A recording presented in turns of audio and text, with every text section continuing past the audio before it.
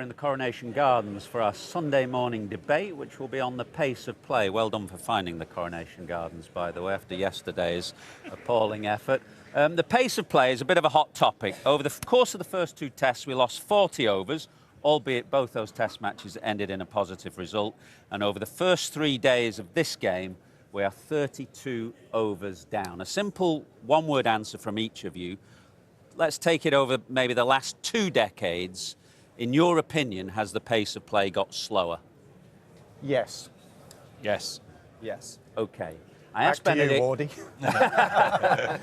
Benedict to put together a graph to show the pace of play over time. So let's show you that graph first of all. Now, this is since 1877, the start of test matches. Over rates were well over 20 an hour. They started to drop around about 1950, which was the last year that over rates were at 20 an hour, and they've dropped and dropped and dropped and kind of held steady reasonably since the 90s, but gradually just tailing away. Now, in 1985, it was an average of 86 overs a day, and from those 86 overs, you got 247 runs on average for 7 wickets.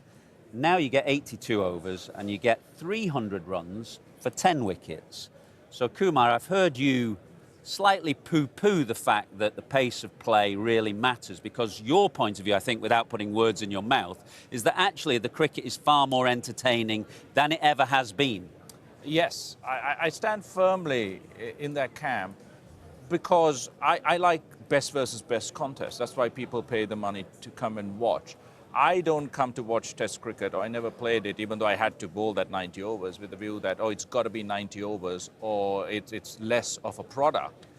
When you have the best bowlers bowl, and you see by the stats as well, that the contest is better and more even, more competitive. The run rates have gone up and the wickets have gone up. So why do you need substandard bowlers to make up overs just because you're running out of time? Although I have one qualification, the visuals. When people come to watch and broadcast it into homes, it is ugly when people just meander around. They're wasting time, they're wandering around aimlessly and purposely, which we had a lot of in this test. Now that for me is a problem, but I am definitely over quality over quantity. But Nas, we're surrounded by lots of people here who will have paid, well, an estimated between 100 or 200 pounds a ticket. Ticket prices have been rising. They will argue, we're supposed to see 90 overs. We want to see 90 overs. And they're absolutely correct, in my opinion. Some of those stats you've read out, they're supposed to be bowling those overs by 6 p.m, by the way. You've given them half an hour, the teams, to bowl the extra overs, and they're still not getting the overs in. And I get Kumar's point, but they're not two things that can't work together. You can still have the pace and the interesting cricket that we are having, but you can also come down tough on time wasting, on meandering, on all the delays that happen in cricket at the moment. Some of the delays this week and in general have been diabolical. Drinks breaks 2 minutes before a drinks break or just after a drinks break. I think umpires need to come down strongly on players. Now, some of the reasons that the over rate is going down is because of good things in cricket, like DRS. That's a good addition, but it takes time.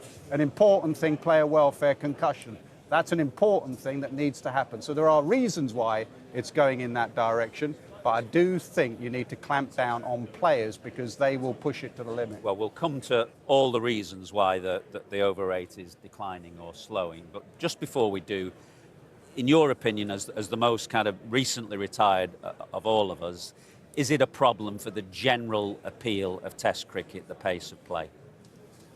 Well, first of all, just coming out of a change room, it's not a conversation for the players. The players lean on the quality of the cricket, as Kumar says. It's all about what your next spell's doing, what you need to do to get your team in the best position of winning a game. So the players, it's not a conversation. The umpires, I don't think it's necessarily a conversation. They want relationships with the players to stay strong. They're not going to push the players unnecessarily or even necessarily to speed up, because they want to have great relationships throughout franchise tournaments, test match cricket with the players. And ultimately, I don't think the ICC because they're not pushing the umpires to really force it on. So it's not a problem within the game. I don't think it's something that's at the priority of discussions. It's a problem for broadcasters. It's a conversation that we had a lot this week, isn't it? How frustrating it is seeing how slow the game is. So it frustrates us. So I think it's a problem for us, and most importantly, it's a problem for the fans. Yeah. The fans are missing out on overs, and crucially, to actually put a specific moment on that, if I'd bought a day one ticket for 150 quid, I'd watch Joe Root, one of my favourite batters, bat all day, and I miss out on that 100 moment. He finishes 99 not out because of slow play. I'm sort of a bit annoyed by that. I wanted to clap him. I wanted to give him the appreciation of what I'd experienced in that day. So I think the broadcasters get frustrated. I think it's very difficult to watch and listen to because you want to see the action, and the fans in the stadium are missing out on pretty cool moments. One of the big issues in the game, this game particularly, or this series, has been ball changes. Now, the Duke's ball has been going out of shape and has been changed from time to time. We'll just show you some footage of one of the balls not going through the gauge, and then the fourth umpire brings out the box of balls, and it takes an inordinate amount of time to change the ball. Now, there's a number of issues here. One is the ball itself, and we'll come to that. And secondly, whether indeed how involved the players should be. I've got a ball from this game that was changed. That one did not go through the gauge and was deemed to be unsuitable. Now my view is that that's a perfectly good ball to bowl with. I think they're being precious on that point. What do you think? Well, I'm outnumbered with 3 batters and 1 bowler here, aren't I would play rugby with that. I'd be rolling that to the umpire and it would sort of go bonk, bonk, bonk, bonk, bonk. I mean, the reason it's out of shape is because it's soft. And I can squeeze that. I can squeeze that even more out of shape so it gets a bit of a sort of a ugly shape on the top. So when that's hitting the pitch and the surface, it's just dying in the surface. It's not going to react off the surface. You need the harness of the seam to grip and move, and even to be able to play a lovely cover drive and hit the ball for 4. I mean, you two over there didn't necessarily hit cover drives for 4, but Kumar would have found it. We didn't put many balls out of shape. Kumar might have done. Yeah. It's frustrating for a batter when you hit it through the covers. You hear it you hear a different sound off the bat, and it rolls for 2 or 3 when it should have gone for 4. But in my opinion, that ball is out of shape. But what I would say, first 10 years of my playing career, I can't remember changing a ball ever. Yeah. It's a new thing. And whether that's the quality of balls, in my opinion, yes. Whether it's the mindset of the players, some might think. So, Nas, I think we both feel that the players are too involved at the moment. You know, they've got Tom Smith's Laws book here, and it says it will be the umpires jointly who decide independently of the players that the ball is unfit for play. The ball should not be the ball should not be changed unnecessarily. It can move in and out of shape. The umpires should check it regularly, but not necessarily replace it at the first sign of trouble. They shouldn't be swayed by the bowler's request to change a ball for tactical reasons. In law, the ball only needs to pass through the gauge when new. The law does not require the umpire to change the ball simply because it does not fit through the gauge. So, I mean, are the players too involved? Should the umpires, because they have the ball at the end of each over, they see it at the end of every wicket, should the game just say, well, the players shouldn't be involved at all in this conversation? Absolutely. Stronger umpiring. They have that gauge in their pocket, take it out at the end of the over or a drinks break, which they have a lot, or a wicket, and check it. Take it away from the players, because there's only 2 reasons a ball gets changed. 1, it has gone out of shape, or 2, because precious bowlers like Broad aren't doing anything with it for 3 deliveries, and it's not his fault, it's the ball's fault. So, as he did in the Australia game, get it changed, bowl out Australia, become a national hero. So they changed the ball because it's not doing anything. Make no mistake of that. And I think it has to be taken out of the players' hands and just left. There is an issue with the ball. Dukes have an issue. Stuart is right on that.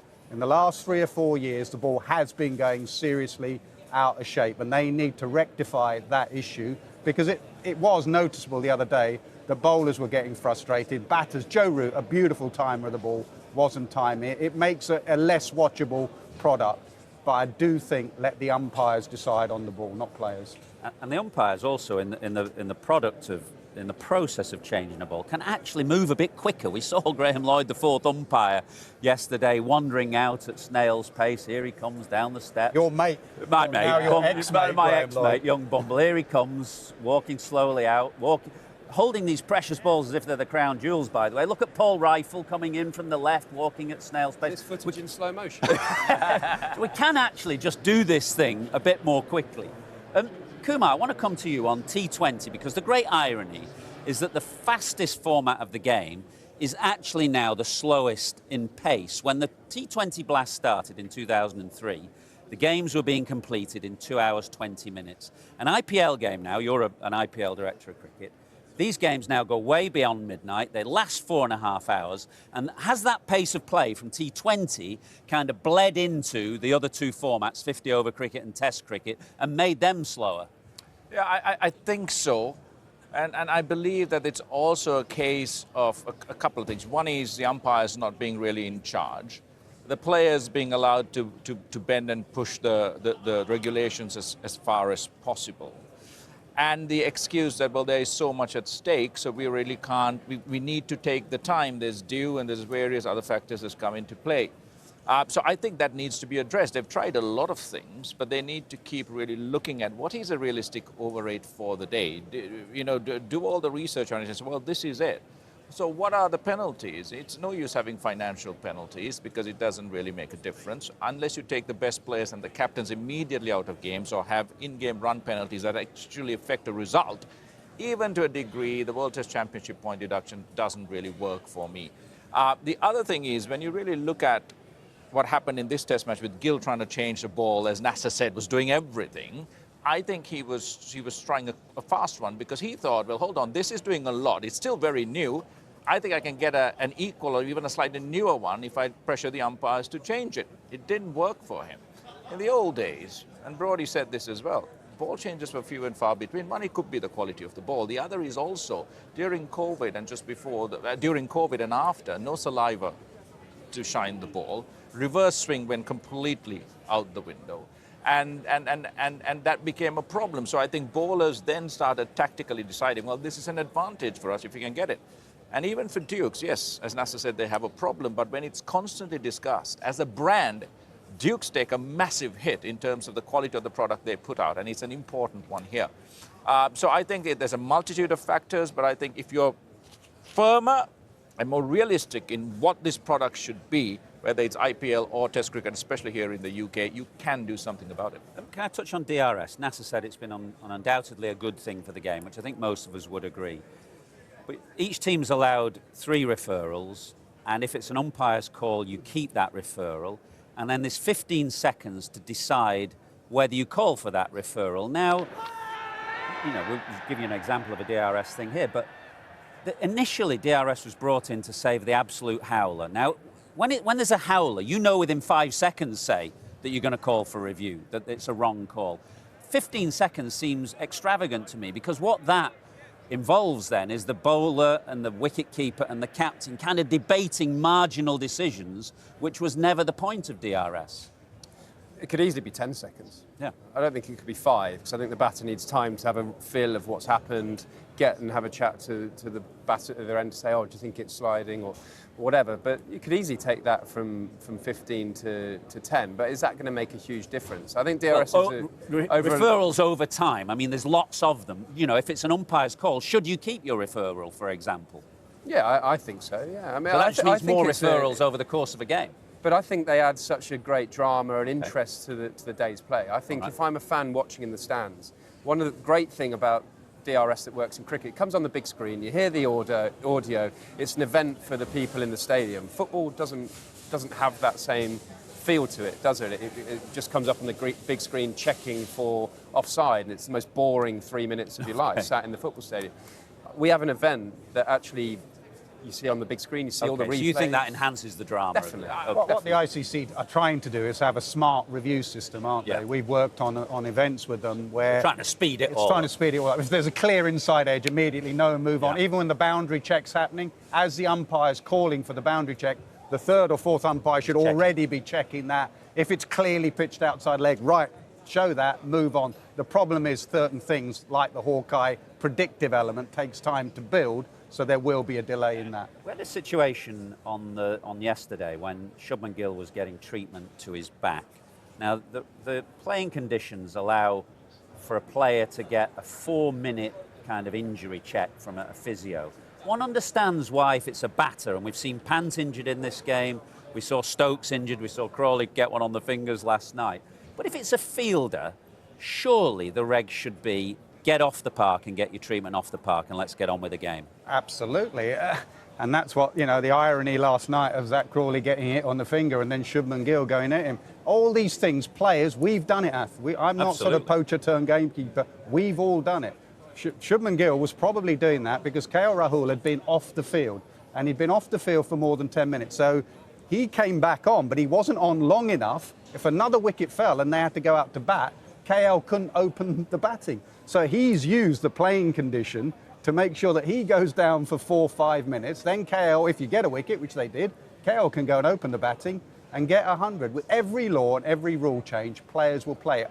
I heard the other day, and I thought this going home on the first day, because Joe, excellent point from Broady, Joe was on 99, and it was lovely to see them get 100.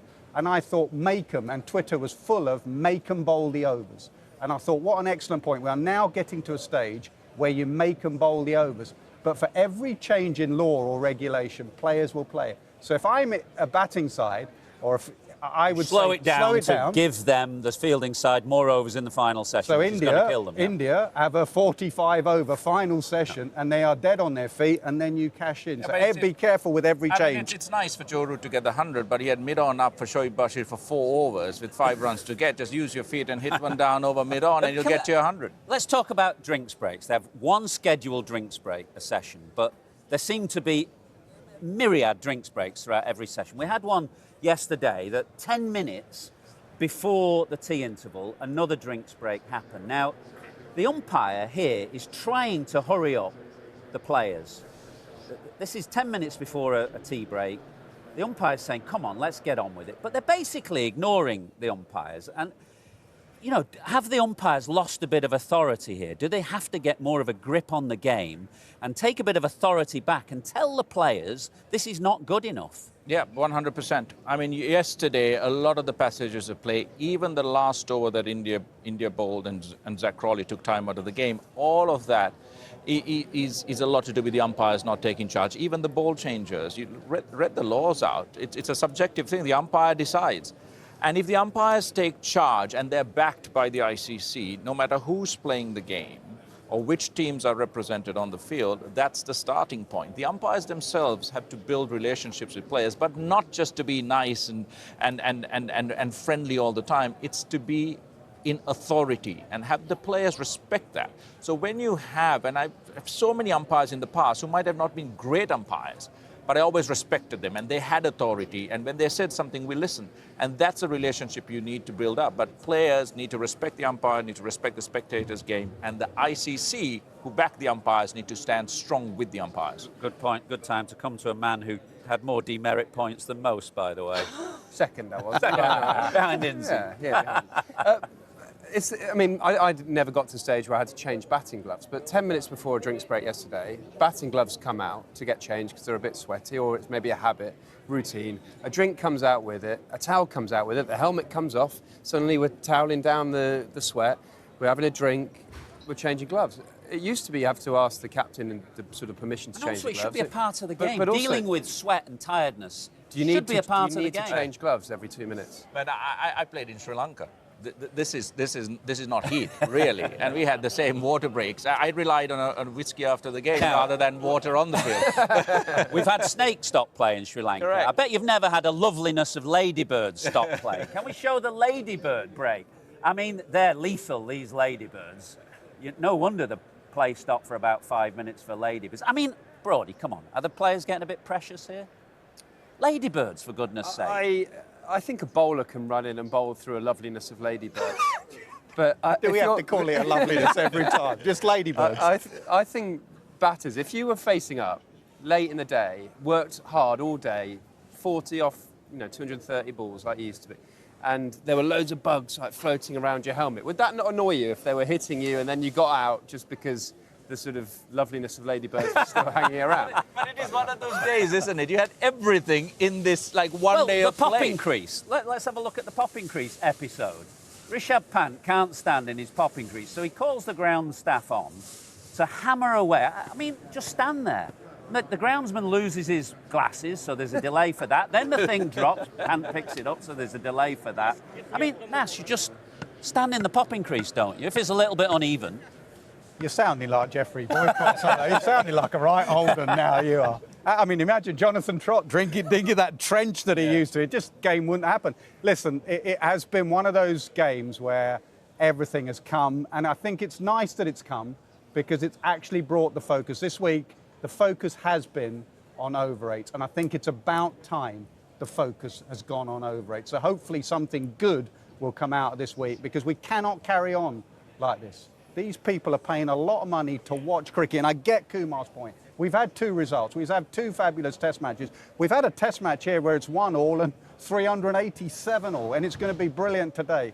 But that doesn't stop you in constantly trying to improve the game, and that's an area of real concern to spectators. We've only got a minute 30 left, but what they're trying to do is use the stop clock. They've introduced penalties in the World Test Championship cycle, 1 point per over down.